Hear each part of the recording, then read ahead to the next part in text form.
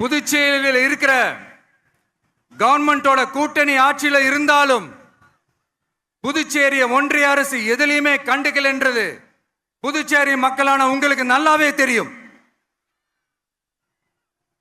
மாநில அந்தஸ்து கோரிக்கையை மட்டுமா கண்டுக்கல, இங்க வளர்ச்சி ஏற்படவும் துணை நிக்கவே இல்லைன்னு கேள்விப்படுறோம். இந்த புதுச்சேரிக்கு இன்னும் மாநில அந்தஸ்து கொடுக்கல. மாநில அந்தஸ்து வேணும்னு கேட்டு பல முறை சட்டசபையில் தீர்மானம் போட்டு ஒன்றிய அரசுக்கு அனுப்பி வச்சுக்கிட்டே இருக்கிறாங்க. இந்த வருஷம் கூட மார்ச் மாசம் 27ஆம் தேதி 2025 அன்னைக்கு ஒரு தீர்மானம் போட்டாங்க. அது மாநில அந்தஸ்து வேணும்னு கேட்டு ஒன்றிய அரசுக்கு அனுப்புற 16வது தீர்மானம்.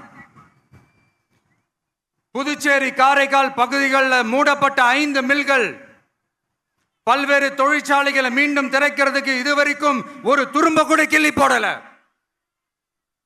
பல்லாயிரக்கணக்கான இளைஞர்களோட வேலை வாய்ப்புக்காக எதையுமே செய்யல. இங்க ஒரு ஐடி கம்பெனி உருவாகணும்ன்றது எண்ணமே இல்லை.